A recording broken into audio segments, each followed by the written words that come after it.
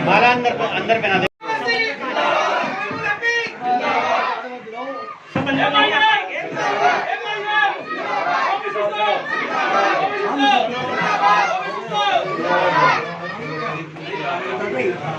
सालम साहब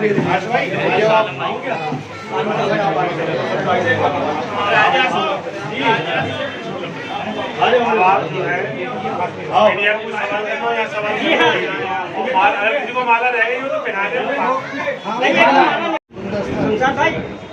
एक मिनट आप लोग बैठ जाइए, एक मिनट।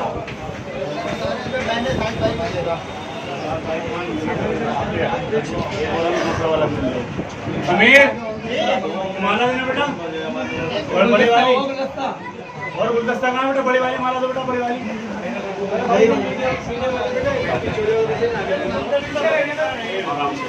वो कहाँ गुलदस्ता बेटा,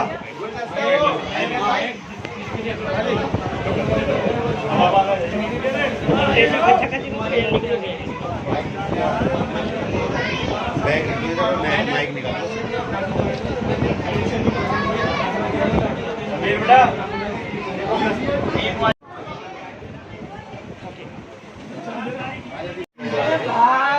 सबसे जबरदस्त जो समस्या है जिससे लोग परेशान हैं उसको क्या समझते हैं आप, और किस तरह की समस्या है इनको क्या काम करना है?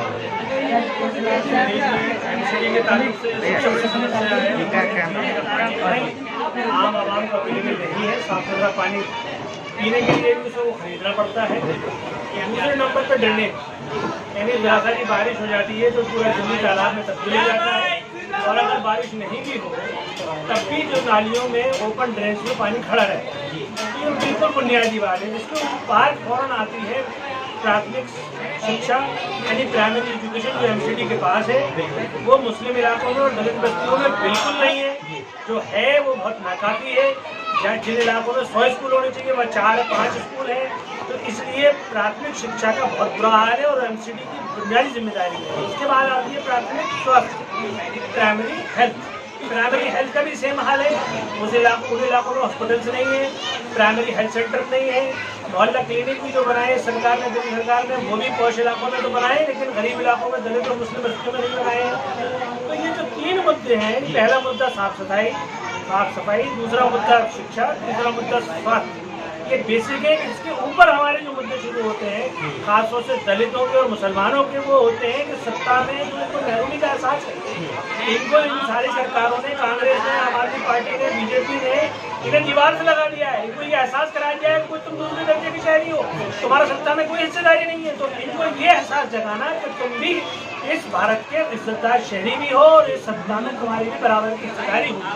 तो उस हिस्सेदारी को एहसास कराने के लिए ये मजलिस आई है, और मजलिस को चूँकि पहला रिकॉर्ड है, पिछले 63 साल से एक मेट्रो सिटी हैदराबाद की खिदमत कर रही है, तो उसी तर्ज पर दिल्ली की भी खिदमत करने को तैयार है। बीजेपी की सरकार लगभग 15 साल से काबिज है, उसको उखाड़ फेंकने के लिए किस तरह से कार्य किया जा रहा है अब तक? और दूसरा सवाल कि दिल्ली के अंदर एक लैंडर माफिया करके काम चलता है। जैसे कि कोई गरीब व्यक्ति 30-40 गज का मकान अपना बनाता है, तुरंत कोई ना कोई अनसुनी व्यक्ति वहाँ पहुँचता है और पैसे की मांग की जाती है। इस चीज़ को कैसे निकालने में देखिए, ये तो दिल्ली की एक बहुत बड़ी समस्या है। ये जो उड़ाई के डिपार्टमेंट है, खासतौर से दिल्ली पुलिस और एमसीडी और कहीं डीडी है, ये तीनों डिपार्टमेंट गरीब आदमी का खून चूस रहे हैं। और एक नहीं, और प्रॉब्लम है दिल्ली में, वो है बहुत सारी बिल्डिंग जो है वो जर्जर व्यवस्था है उनकी, और वो गिरने को तैयार है। कभी भी दिल्ली में हादसा होकर वो मौत का भी वजह बन सकती है। तो ना तो दिल्ली, और ऐसी 1100 कॉलोनियाँ हैं, ना तो दिल्ली सरकार न एमसीडी उनको कोई एक्शन ले रही है, तो उन्हें एक दूसरे पर बहाना कर रहा है। अब आ जाइए कि ये जो माफिया डिपार्टमेंट है, दिल्ली पुलिस, एमसीडी और डीडी, ये इन दोनों सरकारों को बीजेपी और आम आदमी पार्टी के संरक्षण में चलते हैं। इससे आम आदमी परेशान है, आम आवाम परेशान है, और आम आवाम इसको देखना नहीं चाहता, इसलिए वो उसके बाद वो तबादल ढूंढ रहा है। तो मुस्लिम और दलित बस्तियों में तो इंशाअल्लाह मजलिस एक अल्टरनेटिव मुतबादिल बनकर आएगी, और हमें उम्मीद है कि जनता हमें अपने वोट से, मोहब्बत से और सपोर्ट से नवाजेगी, और हम जरूर इसका खात्मा करेंगे। सर, दिल्ली प्रदेश में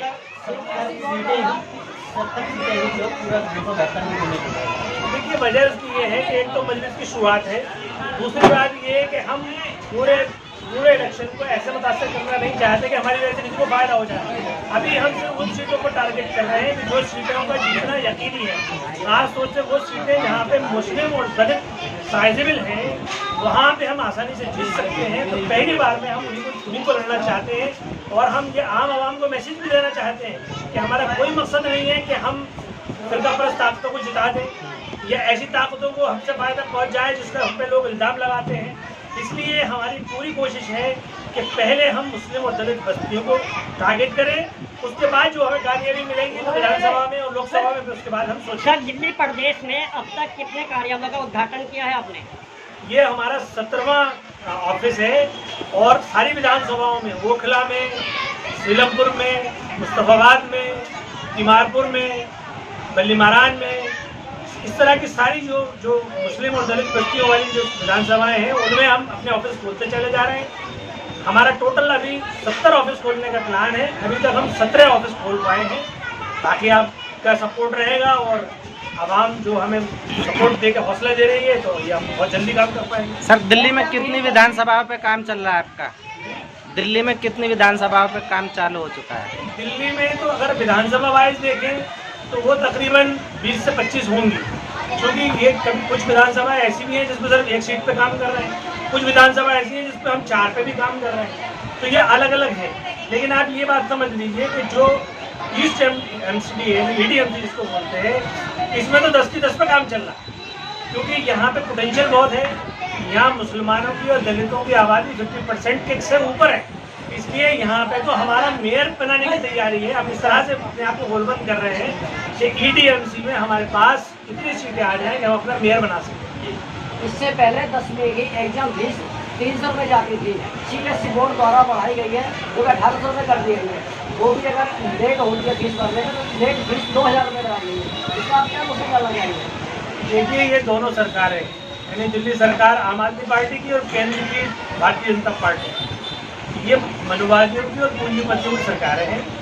ये हर उस जगह से पैसे उठाना चाहते हैं, बढ़ाना चाहते हैं जहां जनता से उठाए जा सकते हैं। जैसे उन्होंने डीजल और पेट्रोल पे टैक्स बढ़ा दिया, जिस तरीके से उन्होंने शराब के पे पहले तो टैक्स बढ़ाया, उसके बाद उसके ठेके बढ़ाए, और ठेके के बाद उसको शराब को 24 घंटे ऑनलाइन कर दिया, उसकी शराब खानों की भी टाइम बढ़ा दिया। इससे उनको जो रेवेन्यू आता है उसी से तो वो विज्ञापन देते हैं। हमारा मुख्यमंत्री नंबर 1 में ही 1200 करोड़ रुपए का विज्ञापन देता है अपने चेहरे को चमकाने के लिए, और इसका ठीक 10 गुना हमारा प्रधानमंत्री देता है। वो ये 1200 करोड़ खर्च करता है, वो 12000 करोड़ खर्च करता है सिर्फ अपने चेहरे चमकाने के लिए। अब आप मुझे बताइए कि ये जो रोडवेज बस असिस्टेंट पे ये जगह जगह एरिया पे इनके पोस्टर लगे हुए हैं, काम कुछ करते नहीं, बिला वजह के पोस्टर लगा देते, वो पैसा आता कहाँ से? वो इन्हीं गरीबों से आता है। यही फीस बढ़ा के, ये पेट्रोल डीजल पे टैक्स बढ़ा के जो महंगाई बढ़ाई गई, उन्होंने वहीं से पैसा लेके ये अपने विज्ञापनों पर खर्च करते हैं। और इनके पास मीडिया है, मीडिया का बड़ा सेक्शन है, उसके थ्रू ये समझाते हैं कि देखिए काम कितना अच्छा हो रहा है। और जैसे पहले उन्होंने शाइनिंग इंडिया का दिया था, इसी तरीके से आज एक ऐप जारी करी है आम आदमी पार्टी केजरीवाल ने, कि दिल्ली देखिए, दिल्ली क्या देखिए, यानी उस दिल्ली को देखेंगे जो जरा सारी बारिश में तालाब बन जाए, जिसकी नालियों में जो पानी न जाता हो, या जिसकी यहाँ राइडियर सेफ्टी जैसी जो सिविल डिफेंस कर्मी हो वो सेफ ना हो, ऐसी दिल्ली को दिखाएंगे वो। अरे अब तो दिल्ली में कोई आना भी नहीं चाहता, जहाँ सांसद महफूज नहीं है, अब तो दिल्ली लोग मजबूरी में आते हैं। दिल्ली क्योंकि राजधानी है इसलिए उनकी आनी मजबूरी है। सच बात ये है कि इन दोनों सरकारों ने दिल्ली को गैर महफूज बना दिया है, गैर साफ सुथरा बना दिया है, और जो काम भी किया है वो चंद लोगों के लिए, जो पॉश मनवादी जो कॉलोनीज हैं उनके लिए इन्होंने काम किया। सर आज आपने सीमा जिम्मेदार मानते हैं, बीजेपी को मानते हैं, आम आदमी पार्टी मानते हैं। दोबारा से कहिए आप लोग। जल भराव के लिए दिल्ली में नहीं, जल भराव के लिए बुनियादी तौर पे एमसीडी जिम्मेदार है, लेकिन दिल्ली सरकार और केंद्र सरकार दोनों जिम्मेदार है। क्योंकि होता ये है कि ये जो ड्रेनेज सिस्टम है इसको तीनों एजेंसी इन्वॉल्व होती है। इसमें दिल्ली जल बोर्ड भी इन्वॉल्व होता है, एमसीडी इन्वॉल्व होती है, डीडीए इन्वॉल्व होता है, कहीं कहीं पीडब्ल्यूडी और शिपडब्ल्यूडी इन्वॉल्व होती है। तो पीडब्ल्यूडी आती है दिल्ली सरकार के अंडर में, शिपडब्ल्यूडी आती है केंद्र सरकार के अंडर में, डीडीए आता है केंद्र सरकार के अंडर में, और जो नॉर्मल नालियां हैं जो इलाकों में बनती हैं, जो मंजूरशुदा कॉलोनी है वो आती है एमसीडी के अंडर में। तो इसलिए ये तीनों सरकारें, तीनों डिपार्टमेंट के लिए सर जिम्मेदार है।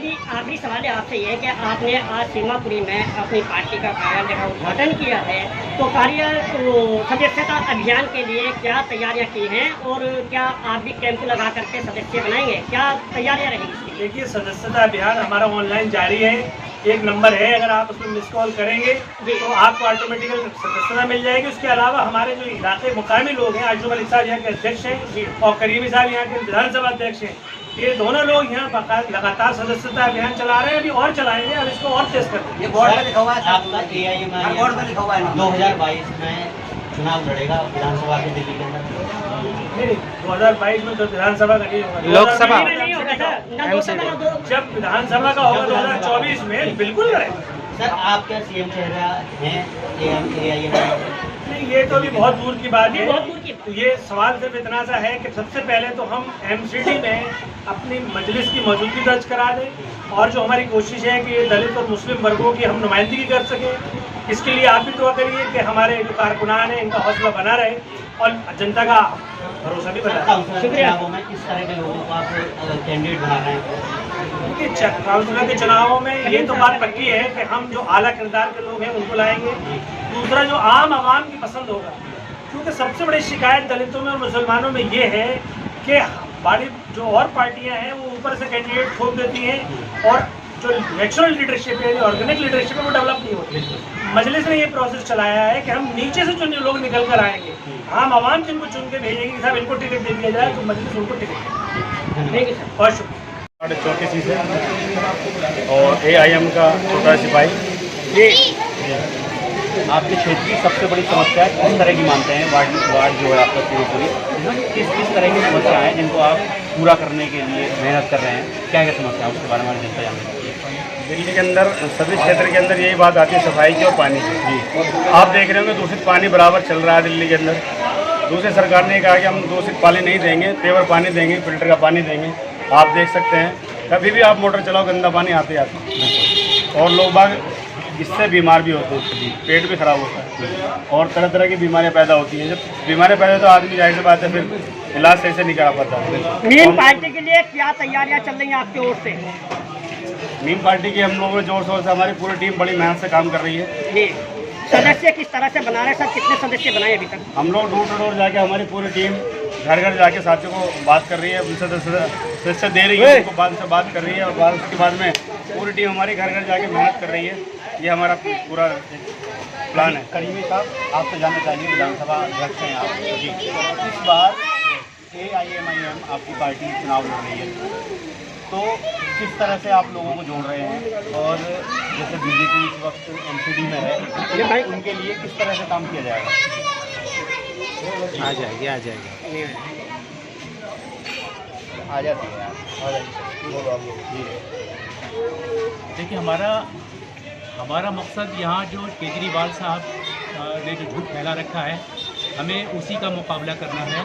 सबसे बड़ा झूठ मैं आपको बता दूं कि जो केजरीवाल साहब है उन्होंने कहा है कि हम लोगों ने स्वास्थ्य के क्षेत्र में बहुत बड़ा काम किया है। ये सरासर झूठ है, क्योंकि देखिए हमारे यहाँ नई सीमापुरी में एक डिस्पेंसरी हुआ करती थी, आप जिसमें हमारे गरीब औरतें, हमारी माँ बहनें वहाँ जाया करती थी, बच्चों का और खुद का इलाज किया कराया करती थी। लेकिन क्या हुआ, उस डिस्पेंसरी को पिछले 2.5 साल से बंद किया जा चुका है। जी हाँ, उसकी हालत ऐसी कर दी गई है कि उसमें लोग जो है बुरा काम कर रहे हैं। तो जो काउंसलर अभी मौजूदा हैं, क्या आप लोग उनकी शिकायत नहीं करते? सब लोग हैं आप जी, उनकी नज़रों में डाला जा चुका है। हम लोगों ने इसके विरोध में 20 होर्डिंग लगाए हैं बड़े बड़े, जिसमें ये हम लोगों ने लिखा है कि आपको चाहिए कि यहाँ पर जल्द से जल्द डिस्पेंसरी दें हमें और एक मोहल्ला क्लिनिक बना करके दें, क्योंकि यहाँ पे नाइंसाफ़ी है कि ये इलाका जो है स्लम एरिया माना जाता है। यहाँ पे गरीब लोग ज़्यादा रहते हैं, लेकिन जो इन्होंने मोहल्ला क्लिनिक बनाया है, आप जाकर देखें, ये जो है दिलशाद कॉलोनी, दिलशाद गार्डन में ज़्यादा बनाया गया, जहाँ पे थोड़े से ठीक ठाक लोग रहते हैं। आपके चुनावी मुद्दे क्या होंगे 2022 के?